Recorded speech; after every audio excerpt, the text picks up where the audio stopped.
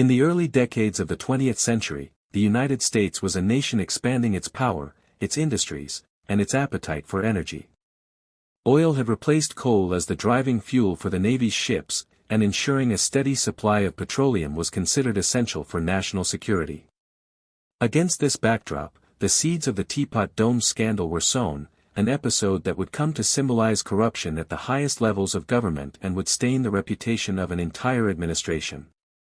The setting was the presidency of Warren G. Harding, who entered office in 1921 promising a return to normalcy after the turbulence of World War I and the progressive reforms of the previous era. Harding was personable and popular, but he lacked the discipline and attention to detail that the job required. He surrounded himself with a circle of old friends and political allies known as the Ohio Gang, men whose loyalty he valued more than their integrity.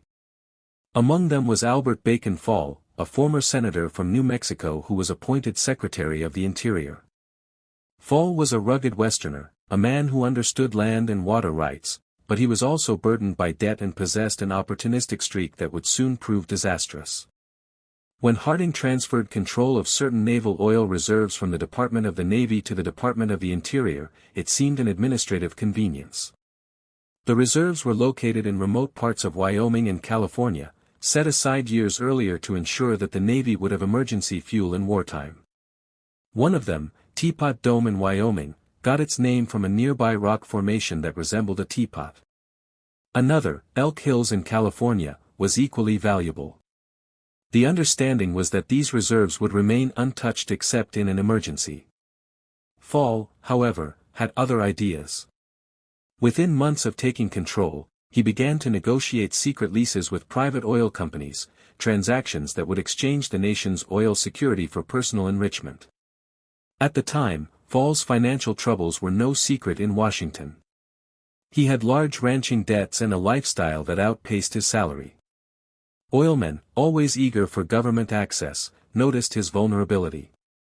Two of the most influential figures in the petroleum world, Edward L. Doheny, the California magnate behind Pan American Petroleum, and Harry F. Sinclair of Mammoth Oil, became his key contacts.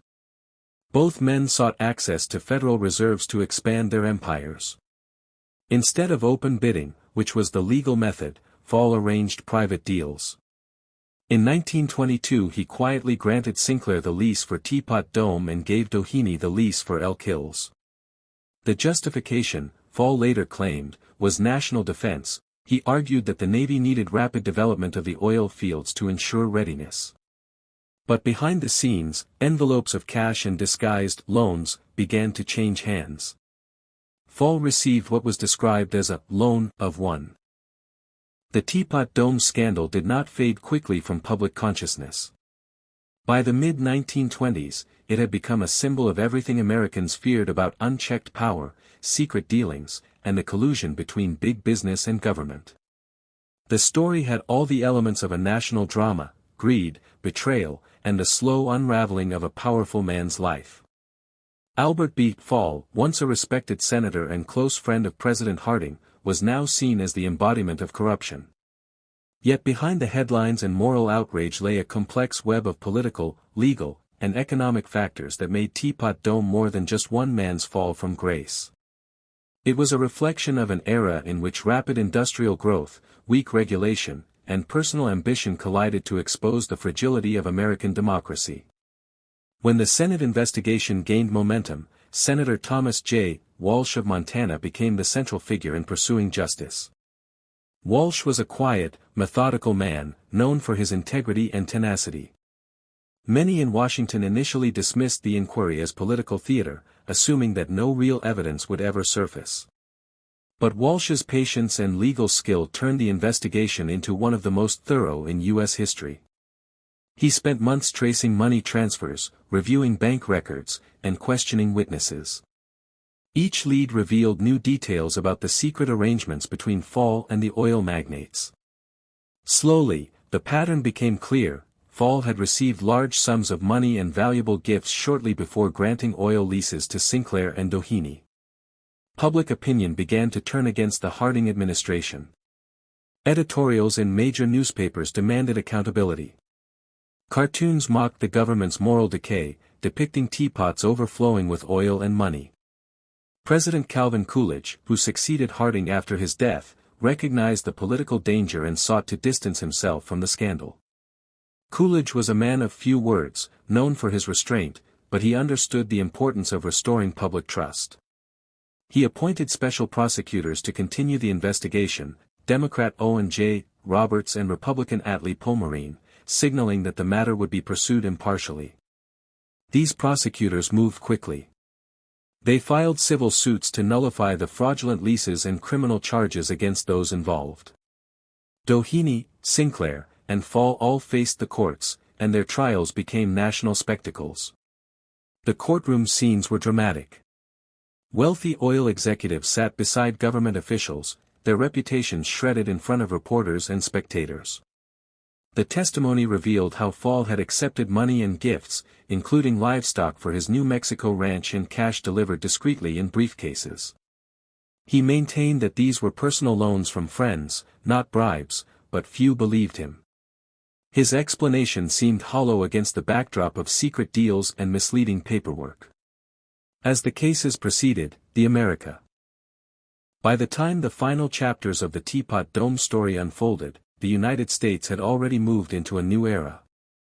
The Roaring Twenties, once celebrated for prosperity and progress, had given way to the Great Depression, and the optimism that had defined the decade was shattered. Yet the echoes of Teapot Dome still lingered.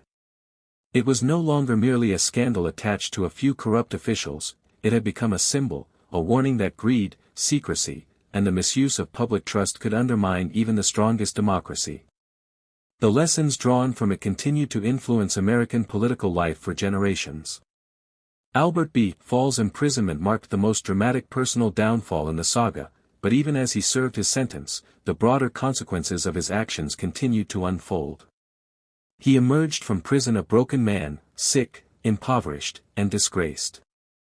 The once proud rancher from New Mexico, who had strode through Washington's halls of power, now lived out his days in obscurity, haunted by the scandal that bore his name. Fall's fall from grace served as a powerful reminder that personal ambition, when unchecked by ethics, can destroy reputations, friendships, and legacies. His betrayal of the public trust became one of the clearest examples of corruption punished by the very system he once served. Yet in many ways, Fall was only a symptom of a larger problem. The early 1920s had been a time when government and business grew dangerously close, when private wealth and political influence blurred the line between service and self-interest.